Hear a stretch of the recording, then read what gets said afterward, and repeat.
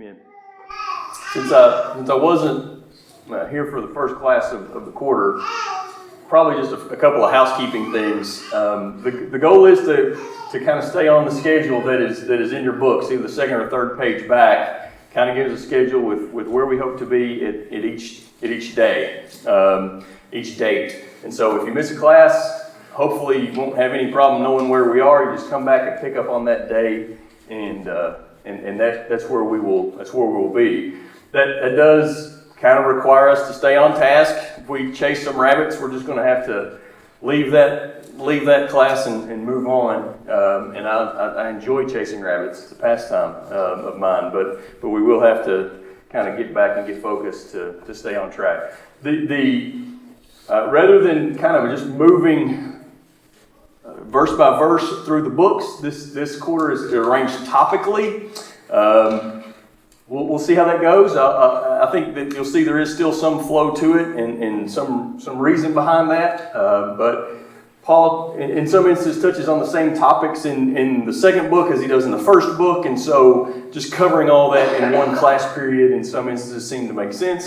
And hopefully you were able to see that if you kind of read the introductory letter and looked at where we were going. So the class one, again, was kind of about the background, the history of Corinth, where we are and why it's important. And tonight, dig into the timeline. My goal for these classes is really to focus on the two kind of bold areas in each class period, which are key takeaways and questions for class. This particular class doesn't lend itself to that particularly well. So my hope tonight was to kind of just walk through the 50,000 foot timeline of where was Paul, when were these books written, what was happening during his movements.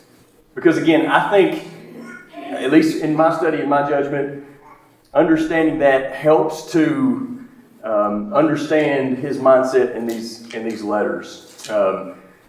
We'll see go through this quarter. These are very personal letters, probably more so with more emotion and more,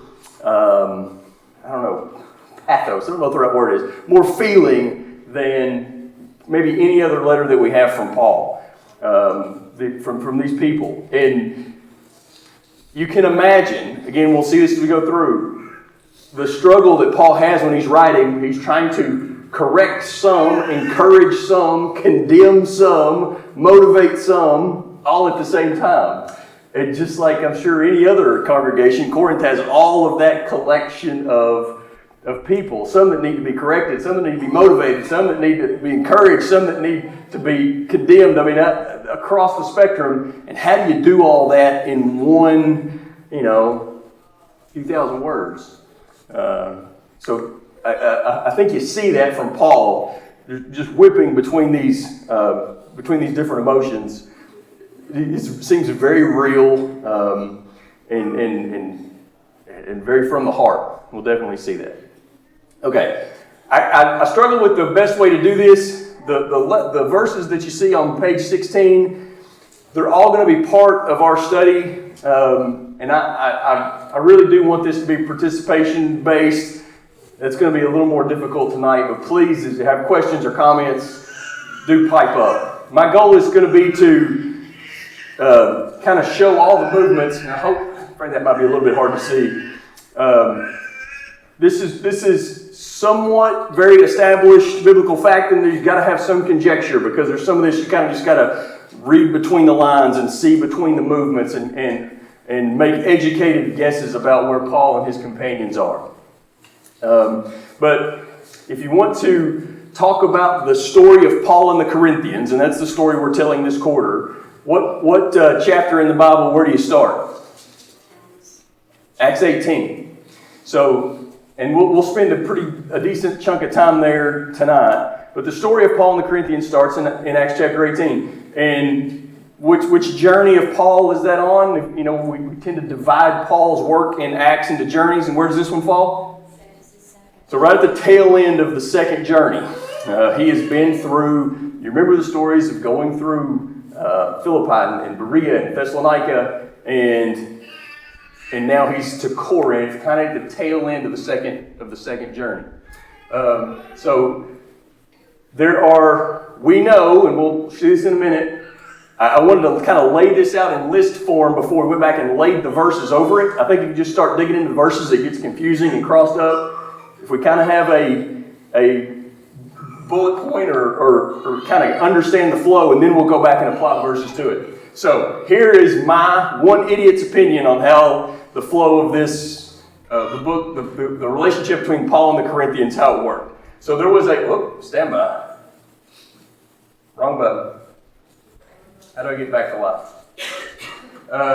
There was a visit A that we know about. We'll call that visit A in Acts chapter 18. That is when first time Paul had ever been to Corinth, to our knowledge. First time he ever met the Corinthians. We'd say his first converts in Corinth. That all happened in Acts chapter 18.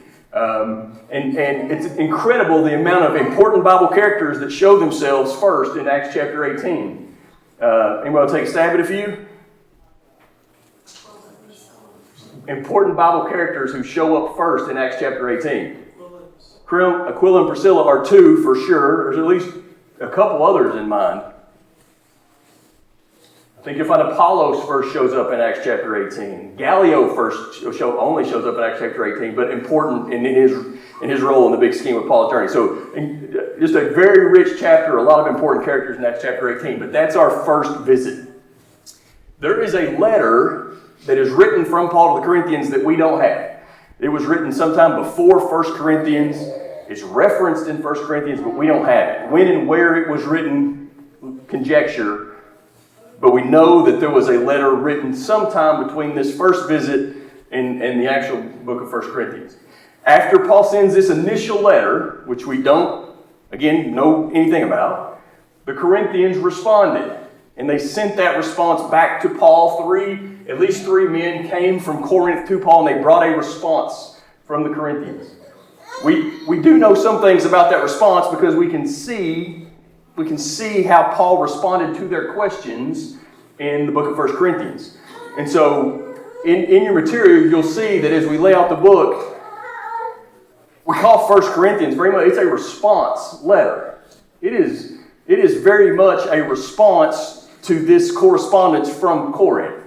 So there's already been three letters in play before we get to what we call 1 Corinthians. We're hampered somewhat by the fact that we don't have letter A, this first letter from Paul to Corinth, and we don't have the response letter, the letter back from the Corinthians to Paul. So what we do have is the third letter in this, well, it could be more, but we know at least the third letter in this trail of correspondence, the book that we call 1 Corinthians. And we know that we'll call it letter B because it's at least the second letter from Paul is that response letter. It is written from Ephesus and it's taken to Corinth by Timothy and probably Erastus as part of that group. So Paul sends this first letter to Corinth. Again, big picture with me, and then we'll get into some of the details. At some point, Paul visits Corinth again. Again, where that falls in this list is very hard to know, but Paul visits Corinth again, and we'll say why we know that in just a moment. At some later date, Paul sends Titus to Corinth. The only reason we know that Paul sends Titus is because he's waiting for Titus to come back. We have those verses very clearly, that he's anxiously awaiting the return of Titus. Whatever Titus had with him, it was important to Paul. He was anxious about his return. How are they going to respond? And so Titus returns with what Paul thinks is good news for the most part. And when Titus returns and Paul meets up with him, he sends him quickly back to Corinth with it, well, in whatever letter we're on now, but what we call 2 Corinthians. That second preserved letter to the Corinthians. After that letter, I believe, is when we see Paul visiting Corinth again in Acts chapter 20, which would be at least his third visit.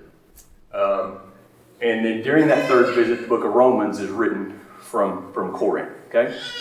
So, I kind of wanted to go through that before we laid the verses over it. And I do want to read a few of these verses, just kind of make these points. I think if you just started with the verses, it got real convoluted real quickly. So I want to talk through it once, and then let's look through some of these verses. We looked through Acts 18 in some detail in our last class. We talked about the things that happened in Corinth, but all of those, the meeting with Aquila and Priscilla, the first converts, the teaching in the synagogue, the trial before Gallio, all of those events were during that. And how long was Paul in Corinth for during that second journey? What's that? 2 years. Yeah, 18 months, 2 years. So we're in that 18-month to 2-year neighborhood. Clearly, Paul had a pretty intimate relationship with these people. He lived with them for 18 months to 2 years. That is, I'm sure Paul was writing and traveling to nearby places during that time, but that was home base for at least almost a couple of years. Okay, so let's turn to 1 Corinthians chapter 5 and just drill home a couple of these points. And you kind of got to Easter egg hunt a little bit through 1 and 2 Corinthians to pull these points out to make this coherent narrative. So 1 Corinthians chapter 5, verses 9 and 10. You might care to read those. 1 Corinthians 5, 9 and 10. I wrote to you in my letter not to associate with immoral people. I did not at all mean with immoral people of this world, or with the covetous, or with swindlers, or with the idolaters, for you would have to go out of the world.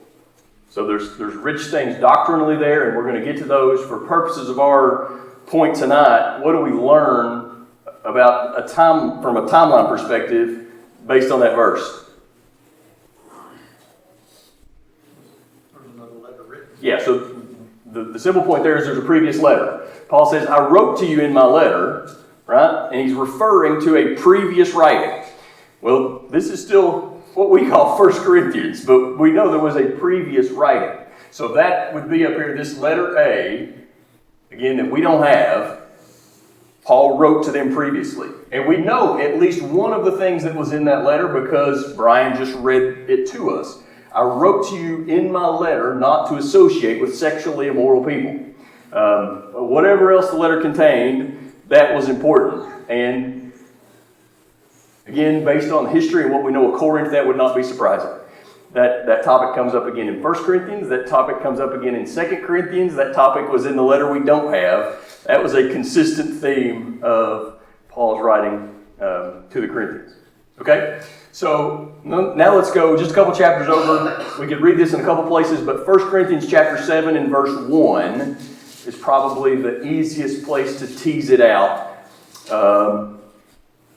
Again, from a timeline perspective. Somebody care to read that verse? Now concerning the matters about which you wrote, it is good for a man not to have sexual relations with a woman. So we will get into all the discomfort of that and the subsequent verses later on in the quarter. But for the purposes of tonight, it's important to understand that they wrote Paul a letter which included some very specific questions. Again, we're a little bit at a disadvantage because we don't know exactly what those questions were. We can make an educated guess about what those questions were based on Paul's response. This is probably the closest we get to a quote of one of their questions here in chapter 7, verse 1. But we know for sure that they wrote a letter back to Paul that included specific questions. You can see that in chapter 16. I think that you see that also in chapter 8, talking about food that's sacrificed to idols. I believe that's in response to a question. I think that some of the things about Paul's apostleship in chapter 9 are in response to questions. Again, kind of read between the lines for some of that, but it seems to be a whole section of 1 Corinthians that is just response to their specific questions. So we know that happens.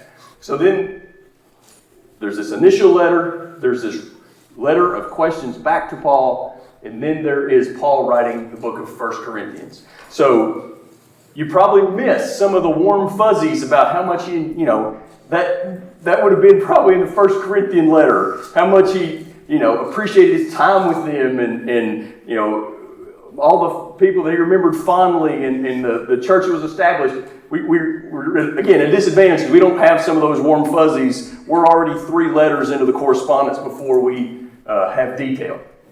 Okay, so let's go to 1 Corinthians chapter 16 and verse 19. This is a very quick and simple point here. The churches of Asia send their greetings. Aquila and Priscilla get together with the church in their house. We know that Aquila and Priscilla at the time were in Ephesus. Again, talking about the church in Asia, that just kind of proves the point where Paul was at the time of the writing. If you go back to chapter 4, in verse 17, you learn that this 1 Corinthian letter was sent through the hand of Timothy. And there is some indication in the book of Acts that it was Timothy and Erastus. They had gone through Macedonia and brought the letter. Don't want to dwell on that, but a pretty simple point. But that kind of gets us through the writing and the delivery of the book of 1 Corinthians. Written from Paul in Ephesus, sent to the Corinthians by Timothy. Okay, what happens after that gets a little tricky. Does Paul visit at some point during this time period? Do Paul and Titus visit together at some point in this time period? Again, we don't know. All we know is the next thing that we hear or understand is in 2 Corinthians chapter 2. Turn with me there.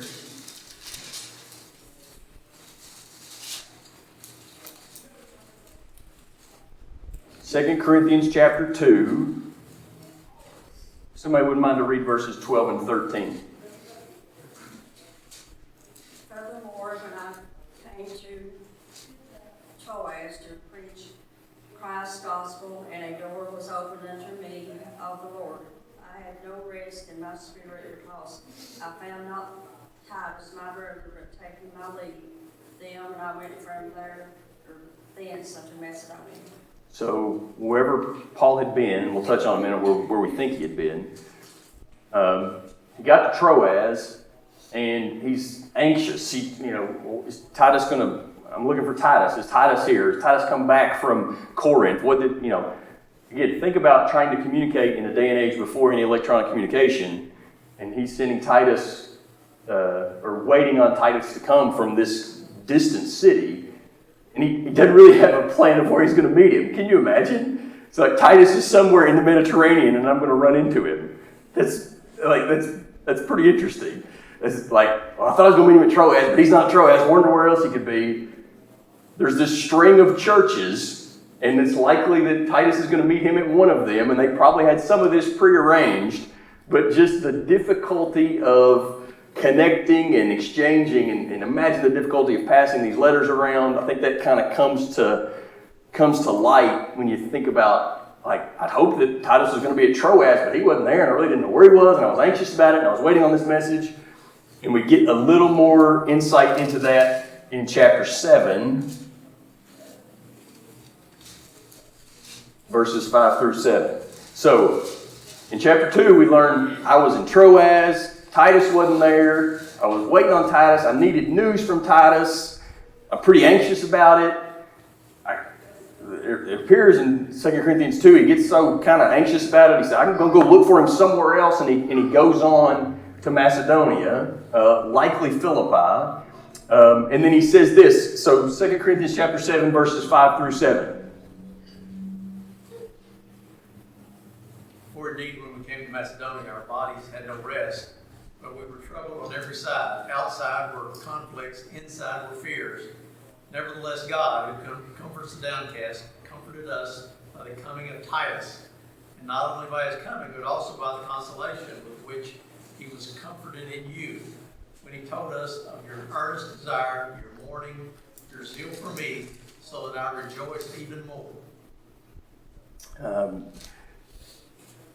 So, again, piece the timeline together. Paul went from Troas to Macedonia anxiously. Even there, he still awaited and was graced by the arrival of Titus from Corinth. How did Titus get to Corinth? What did he take to Corinth? That's conjecture, but he came back from Corinth with this news that comforted Paul, and it appears, it's a little bit of speculation, but it appears from verses like 2 Corinthians 12 and verse 18 that Titus was sent almost immediately back with this letter of 2 Corinthians. Paul got this good news. Titus finally made it to him. He made it to Macedonia. They finally interacted. Paul wrote 2 Corinthians and sent it back with Titus. 2 Corinthians 12:18 says, I urged Titus to go and sent the brother with him. Did Titus take advantage of you? So it appears Titus was sent back with the letter that we call 2 Corinthians, which we know is at least the third letter Paul wrote to the Corinthians. And then later, let's also look at chapter 13, 2 Corinthians chapter 13 and verse 1 is an important verse. I know Tara says I'm a timeline junkie. I know this is not everybody's thing. But I think it is important and interesting to kind of lay out the big picture. 2 Corinthians 13 and verse 1 says, this is the third time I am coming to you. Based on the timeline, he is getting ready to make this path back to Corinth, but it's only the second time that we're aware of. At least in my understanding through Scripture. He made the trip on the second missionary journey. He's getting ready to make it again, but somewhere else there was a visit. So hold that. If you got comments on that, just hold them for just a minute. We'll come back to that. And we know we could go look and see that Romans was written. Romans was written during this stay in Corinth. Okay. So there are a couple of. Here are kind of the big unanswered questions in regard to the timeline, at least in my mind. Did Titus originally go to Corinth with letter C, call it the third letter? And so this is a very debated topic. Were there 3 letters to Corinth, or were there 4? If you believe that there are 3 letters to Corinth, you most likely believe that we have letter B and letter C, and we call them 1 and 2 Corinthians. If you think that there are 4 letters, that Titus took a severe letter with him, there's a reference to a severe letter in 2 Corinthians. If you believe there are 4 letters, you believe there's letters A through D, and we have letter B, which we call 1 Corinthians, and letter D, which we call 2 Corinthians. That is probably the Bible scholars probably hold that one more than the other. I'm torn on that one. I'm not 100% confident either way.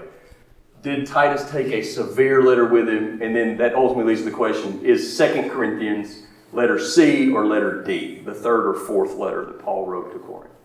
Okay, I'm going to stop there for a minute. Any questions or thoughts?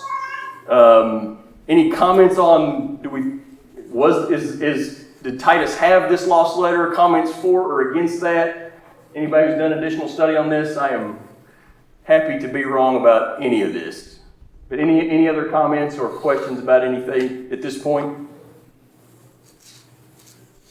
Yeah, but Paul, when he's there in the second mission journey around 50, where you made him record the first and second Thessalonians. Yeah, I've got, again, this is one idiot's opinion. The tail end of the second journey, 50-51, Jerusalem Council 49 neighborhood, and then to Corinth by 50 or 51, 1st and 2nd Thessalonians written in 51. Is that where you would be? 51. Yeah, and then I'll jump ahead of this. I know that's a little bit hard to see. I had hoped that it would be easier to see on the screen. But this is kind of everything that we just talked about, laid out in a timeline. The Acts 18 visit, which would have been visit A to Corinth, we're looking 50-51 AD. Tail end of the second journey. All of Paul's journeys start and end kind of at Antioch. You see the first journey starts and comes back to Antioch. The second journey starts and comes back to Antioch. So we get back to Antioch, which kind of, if you want to kind of put a mile marker in the road, that ends the second journey. But it does say there in Acts chapter 18 that he did spend some time at Antioch.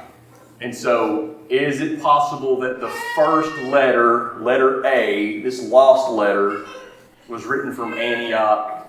That's conjecture. But we know at some point in here, Paul wrote a letter after his first visit. And then as we get into the third journey, we know he spends 2 years in Ephesus during that third journey. You can read about that in Acts chapter 19. So that's an extended period of time, and a lot of things could have happened there. Paul could have made a quick trip, such as it was in that day, quick trip, made his little jaunt over to Corinth. Is that the time that it happened? There's a visit in here somewhere that we don't know about. Is that when it happened? Well, it had to have been when he was in Europe. Yes. Asia. Yes. And it would have been- Probably. And so, where does it make sense? I mean, Antioch is pretty far away, but Ephesus is pretty far away I too. think you may have answered it when you said that during that 2 years, he may have left and come back, and may have made a couple of trips while he was on that mainland. But Yes. then there's some period of time when he's released from prison in Rome. Yes. Although, again, different continent, it would have been difficult to make his way back. But And then, he says in 2 Corinthians, I'm getting ready to make my third visit. So that second visit had to be somewhere between, again, what we know of here in the second journey and the writing of 2 Corinthians, which we believe happened here toward the end of the third journey, which would be before any of that Rome imprisonment. So you've got to squeeze another visit in here somewhere. So this is, I think it speaks to the bigger point of we probably underestimate how much travel and transmission of letters and correspondence and the network that Paul had to kind of keep his brain straight on while this was going on. It's like Timothy is going to Corinth with a letter, and Titus, and where's he, and all of his preaching friends and what he would call his sons in the faith, and where were they all going? How's he going to keep up with them? And what's the latest news from Corinth, and what's the latest news from Thessalonica? And you can just get a glimpse here. Just in Corinth, we can't keep straight of where everybody was coming and going, and multiply that times all of the churches that Paul established and his desire to keep up with all of them. And how many letters that we don't have that he was sending and corresponding and answering questions and sending men back. I think we get a glimpse of it here just in the kind of the frenetic, I say frenetic, it happened over 2 years. It's not like it happened in a couple of weeks. But I think Paul was probably glad there wasn't email where he didn't have to respond to all of this stuff instantly. Everything had time to kind of take a slower course and time to respond and think. But it's due to this reason, Michael, I think it's important to note that that's why it took time for the canon to be established. I mean, we Talk about that. We think it should have just been immediately established and well known, but these letters, some of, like Hebrews, which is anonymous, likely they've been written by Paul, it had to travel and be verified, validated by churches across the world until it became unanimous and well established. So it's just tricky that these letters had to be copied and then travel to a different place. And that's why for Christians they struggle sometimes over the establishment. Again, why did it take so long? This is the reason why. You can imagine if you're a Corinthian, you write this letter of questions to Paul, and Paul responds back directly. The Apostle Paul responds back with answers to the questions that you had. To your point, I think your immediate desire there would be, well, let's copy that and disperse this to, there are Christians in other places in Achaia and Centuria and Philippi, Thessalonica, and all the way up in Macedonia. They would all love to have these same answers. How are we going to get them there? We're going to have to recopy this, and we're going to have to send copies. So this is the reason why all of these letters were read throughout the known world. Because you wanted your brother to know the same thing Paul wrote to you. It answered very important personal questions to that congregation. So let's make some copies and send it out. And that's why Paul knew this was happening. You can see that, what is it, in Colossians? It says, hey, make sure you read the letter I wrote to the Laodiceans and have them read this letter also. Recopy these things and spread them out. So anyway, excellent point. It also makes the point, I think we'll make several times in this class, as important as it is for us to learn the doctrine in all of these letters, it's important to remember primarily these letters weren't written so 21st century Americans could learn doctrine. These were personal, deeply personal letters that Paul wrote to people that were struggling in their faith in Corinth at a specific place in a specific, we're blessed to have them and be able to learn from all the richness in them, but Paul was not writing a textbook for us. He was writing a response letter to Corinthians, Greek people living in a Roman city in the year 50. I mean, I think that context is important. And that doesn't mean at all that we don't have important lessons and there's not doctrine and all that. But it is, I think that's important to keep in mind. What you're saying, it did not come in a legal codified manner. Of course. It's a big difference. Yes. So that's a very good point. So we talked on these unanswered questions. How many letters did Paul write to Corinth? That's an unanswered question. At least 3. You can talk me into 4. I know John had in his PowerPoint some would conjecture even 5. Some of this is impossible to know, but we know for sure there was 3, and we have either letters 2 and 3, or we have letters 2 and 4 of that chain of correspondence. And then when did Paul make visit 2? You got to squeeze another visit in there somewhere. Most likely during his time in Ephesus. I'm going to look at this timeline one more time. So, again, most likely that second visit would have happened somewhere during this time in Ephesus. We're not told about it, but a quick, I say quick, a relatively quick visit, perhaps if there were issues, to go handle some of those issues. But I'll try to have this available if anybody wants the timeline. To give the timeline a little bit of structure, I know it's hard to just flat on a line, to kind of understand what kind of travels we're talking about. I thought it might be interesting to at least somewhat show it on a map. And so, again, if we're at the end of the second journey in Corinth, we go from Corinth to Ephesus and then Jerusalem. That's what we're told at the end of the second journey. That's at the end of Acts chapter 18.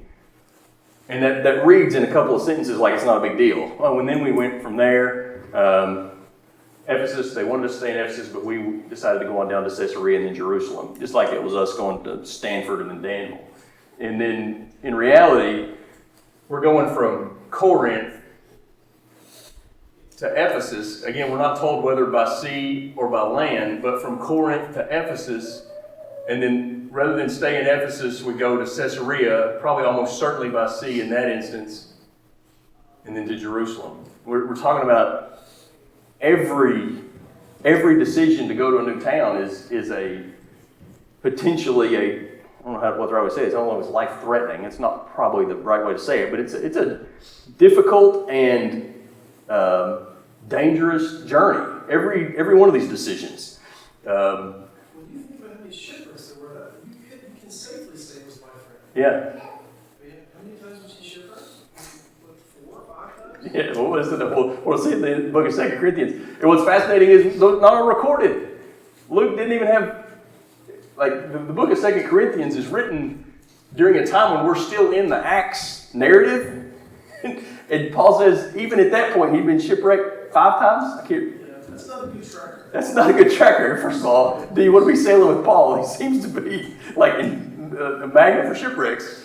But there's so much travel that we don't know about. There's multiple shipwrecks that we don't know about. Luke, as close as he analyzed and gives us the history in the book of Acts, there are so many trips, there's so many shipwrecks, there's so many major events that don't make those pages.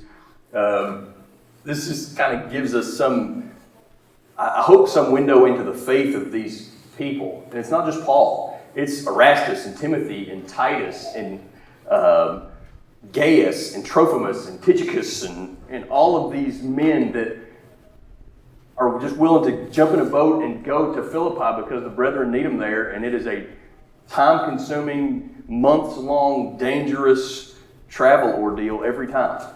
And they just get in and do it. Anyway, I'm fascinated by that. Then when we get to the beginning of the second journey, we go from Antioch to Galatia to Ephesus. And again, that one is more by land here. So we start and end in Antioch through Galatia and over to Ephesus. And we spend 2 years here in the third journey in Ephesus. And when we say, well, somewhere there during that 2 years in Ephesus, he just made a quick little trip over, like he went to the Dollar General, he made a quick little trip over to Corinth. We're talking about, again, a dangerous journey across the sea here to Corinth, there in Greece. But at some point we know that happened. Whoops. Let's see if there's anything else here I wanted to note. I think we touched on everything in the timeline that I wanted to note there. Questions or comments? Again, I know that this lesson didn't lend itself to participation. I apologize. Future classes won't be this way. Yeah.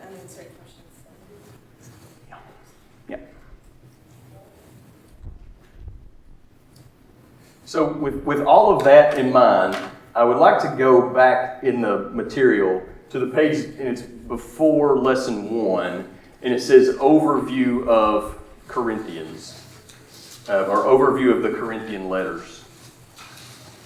And I think that having some of this, and I'm confident we all didn't absorb all of that, I understand that, but some feel for the travels in the timeline there helps us understand these letters. And so when we're talking about an overview of the Corinthian letters,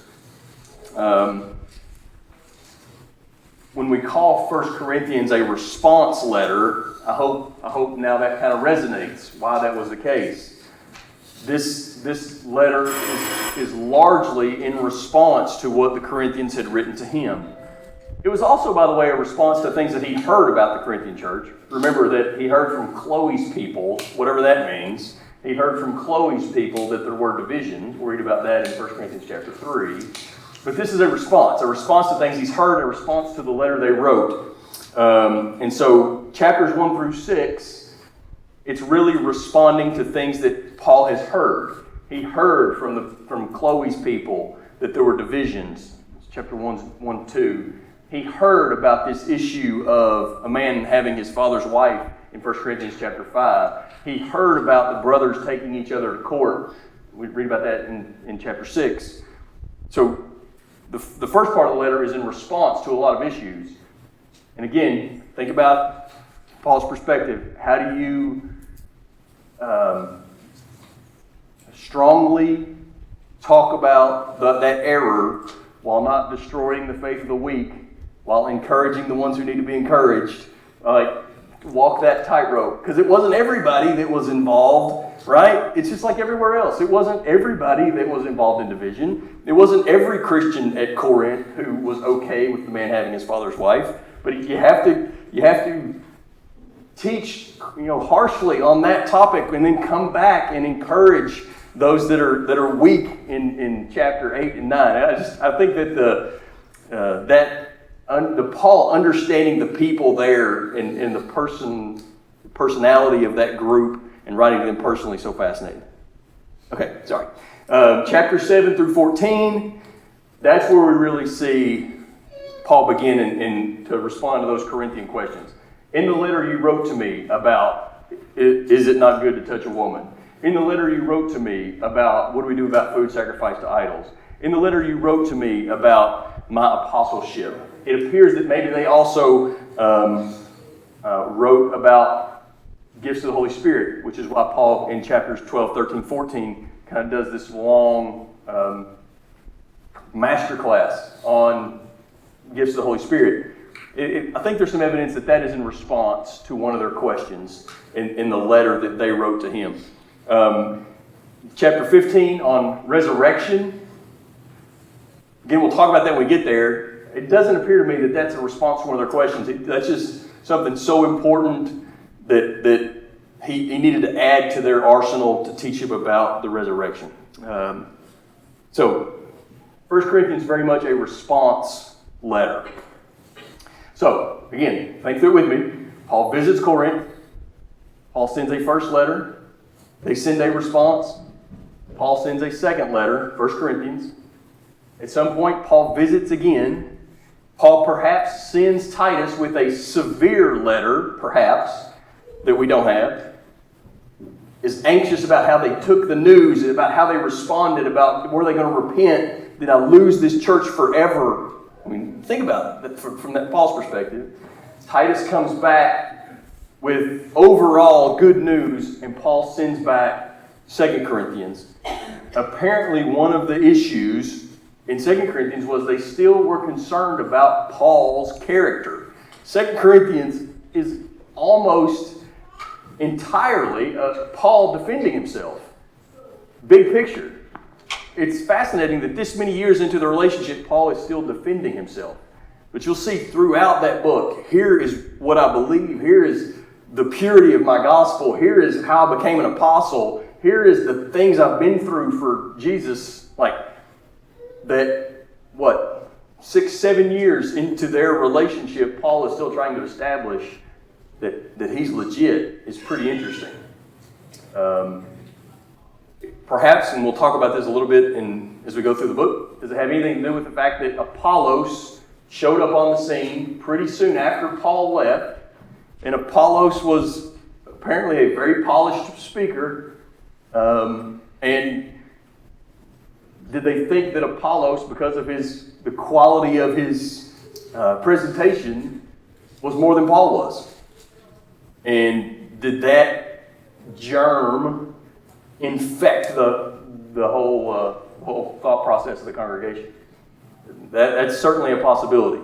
There's a reason that Luke specifically notes when Apollos went to Corinth. And there's a reason that they, even years later, have concerns about Paul's authority and was he really an apostle? And could that be it? So, that's the overview. On that topic, we will talk about next time, Lesson 3. And Lesson 3 is all about that topic, Paul defending his apostleship. And that thread runs through 1 and 2 Corinthians. So there's a number of verses there for your study, a few thought questions, and please have some takeaways, and we'll talk about that first, that thread that runs through both books. Why is it there, and how does Paul defend himself and prove his apostleship? Thanks, everybody, for your attention.